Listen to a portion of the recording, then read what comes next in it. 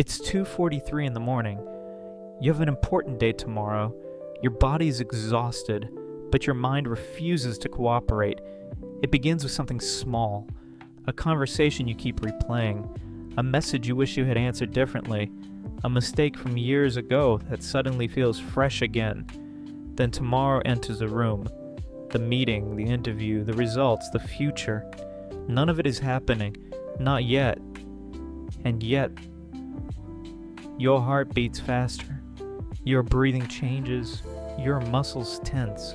Your brain reacts as if the danger were standing right in front of you. But here's the strange part. Nothing around you has changed. The room is silent. The world is asleep. The only thing creating the storm is your mind. Why? Why does the human brain insist on suffering through events that haven't even happened? And why does worrying feel so strangely productive? Tonight we'll explore one of the oldest tricks the mind has ever played on us.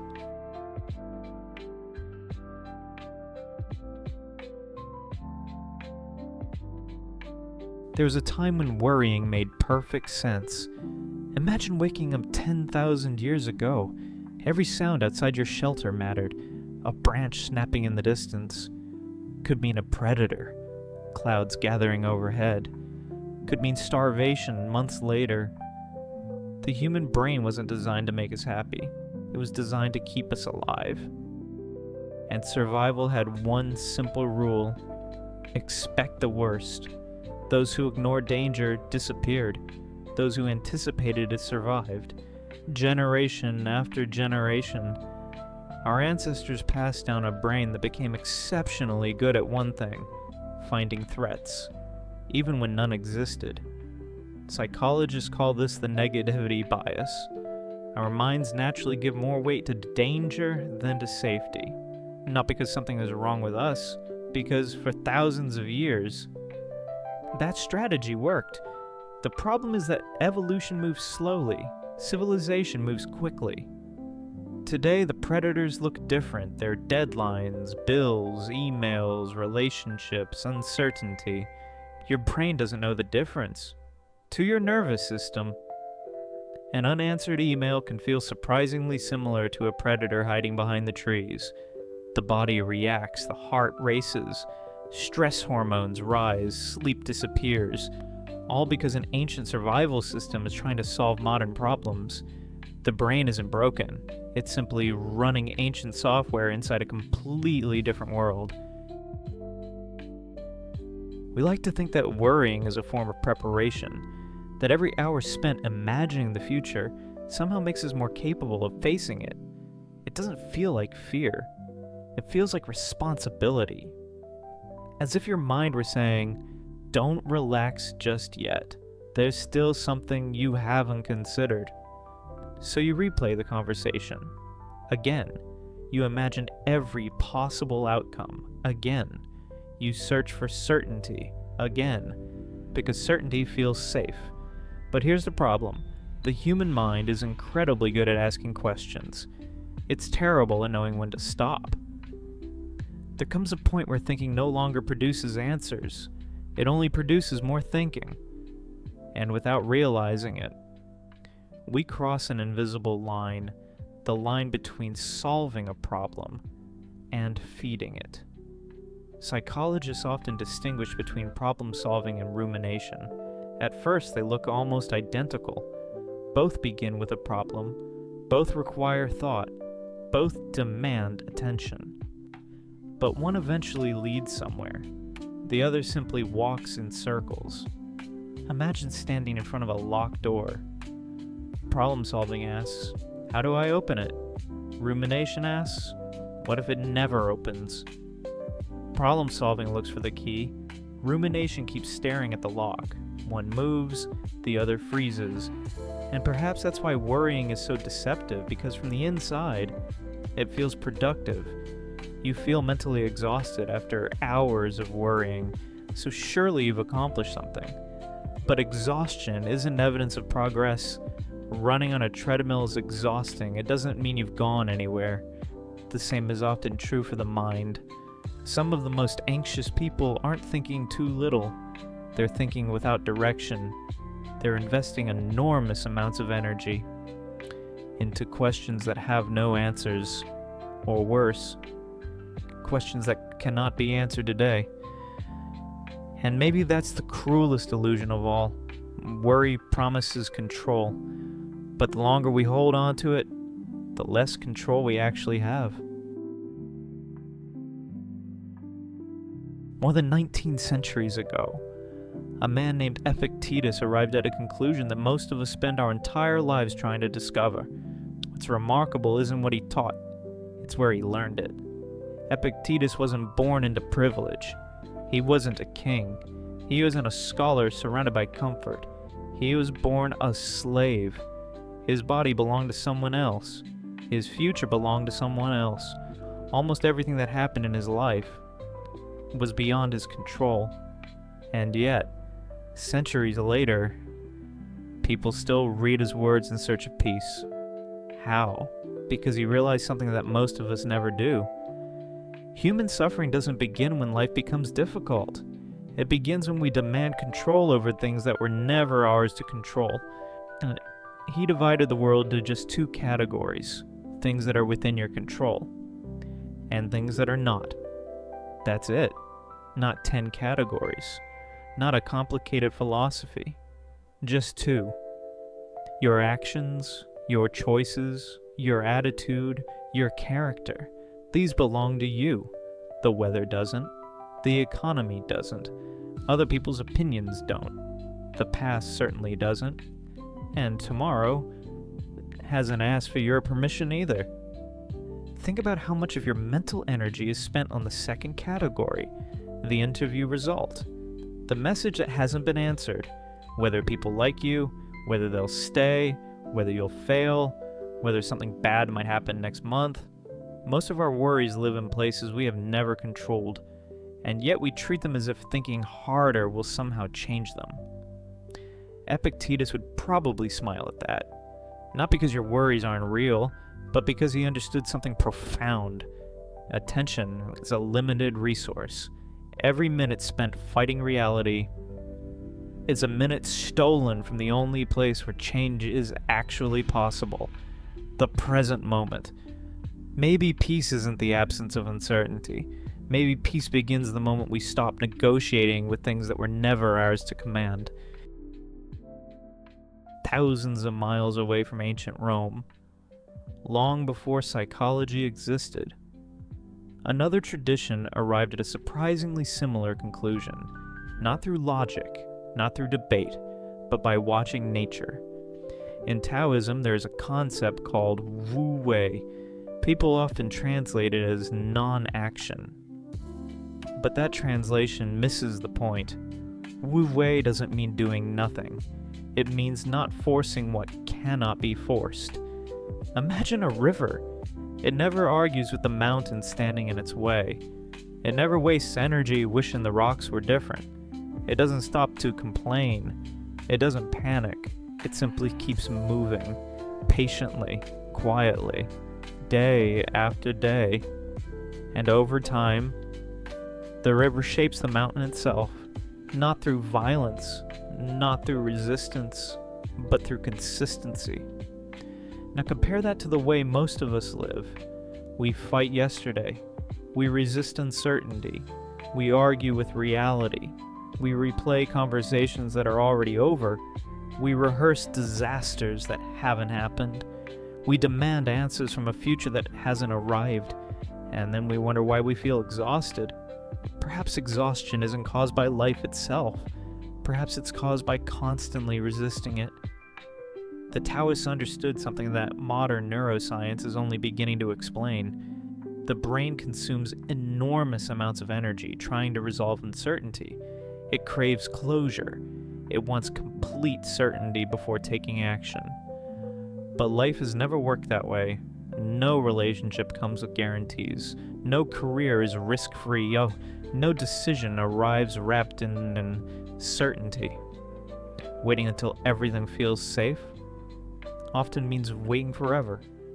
Water doesn't wait for certainty. It moves anyway.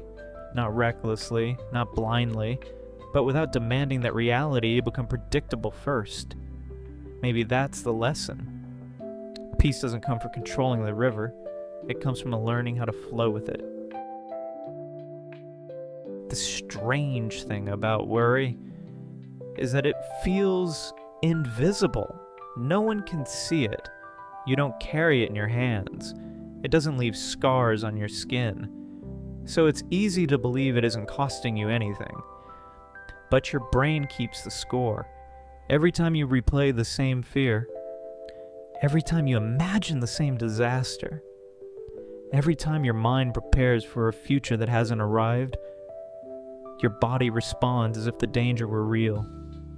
Your heart beats faster. Your breathing becomes shallow. Stress hormones flood your bloodstream. The remarkable part is this: your brain doesn't always distinguish between a real threat and a vividly imagined one to your nervous system. The difference is often much smaller than you'd expect. For a few moments, that response can be incredibly useful. It's the reason our ancestors survived. But when the alarm never stops, the system begins to change itself. Neuroscientists have found that chronic stress can make the brain more sensitive to future threats. It's as if the volume knob on fear gets turned slightly higher, little by little, day after day. A harmless email starts to feel overwhelming. A delayed reply feels personal. A small mistake feels catastrophic. Not because the world became more dangerous, but because the brain has become better at expecting danger. It's a cruel paradox. The more we worry to feel safe, the more unsafe we begin to feel. And once that cycle begins, the mind starts searching for evidence that its fears were justified. It notices every problem, every risk, every uncertainty, while quietly ignoring everything that suggests we're actually okay.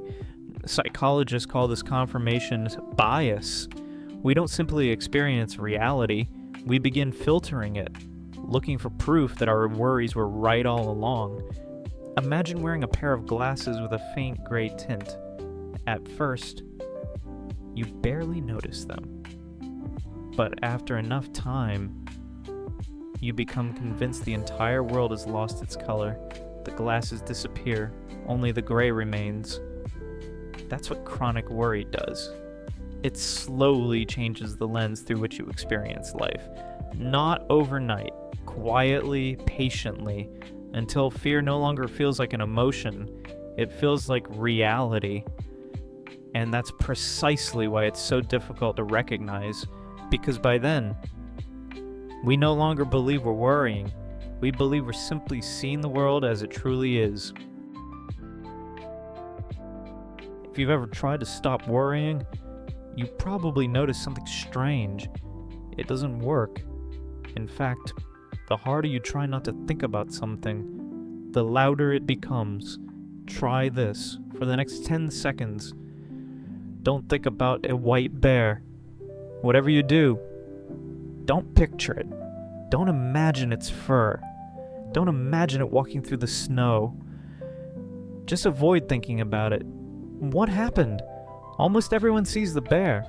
Not because they wanted to, but because that's how attention works. The mind doesn't respond well to empty commands. It struggles with don't.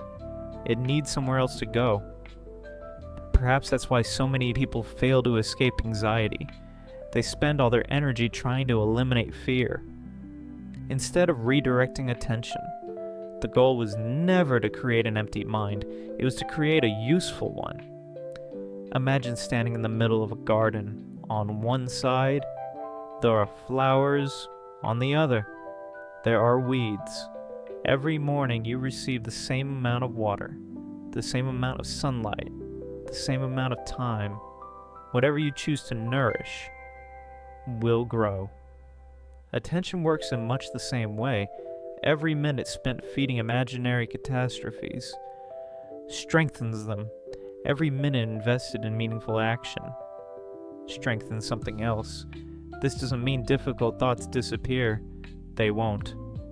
Even Marcus Aurelius admitted that his own mind constantly wandered toward fear and frustration. His journal wasn't written because he had mastered his thoughts. It was written because he hadn't. Every page was an attempt to gently guide his attention back, again and again and again. Maybe that's what wisdom really looks like. Not perfect control, but repeated return. Not winning a battle once, but choosing the same direction every single day, because attention is always moving. The only real question is, who decides where it goes? Maybe tonight, you'll find yourself awake again. The room will be quiet. The world outside will be asleep, and your mind will begin its familiar ritual, replaying conversations, predicting disasters, searching for certainty where none exists when that moment comes. Remember this, your brain is not trying to ruin your life, it's trying to protect it. The problem is that it was built for a world that no longer exists, a world where every shadow could hide a predator. Today, most of the predators live only in our imagination, and the mind doesn't always know the difference. Perhaps that's why Epictetus refused to waste his life chasing what he could never control. Perhaps that's why the Taoists look to water instead of warriors. And perhaps that's why peace has never belonged to the people who controlled everything. It belongs to those who learn the difference between action and resistance, between preparation and rumination, between living and endlessly rehearsing life. Maybe the goal was never to silence your mind. Maybe that's impossible. Maybe the goal is simply to stop believing every thought it produces, to notice the worry, to thank it for trying to protect you, and then to let it pass, like a river flowing around a stone, because every minute spent fighting a future that hasn't arrived is a minute taken away from the life that's happening now. So the next time you catch yourself lying awake at 2:43 in the morning, ask yourself one question. Is this thought asking me to act, or is it simply asking me to worry? If it calls for action, take the smallest step you can. If it asks only for more worry, let it go. Not because it's easy, not because you'll never worry again, but because your life deserves more than a mind that's constantly preparing for disasters that never come. The world will always offer you something to fear.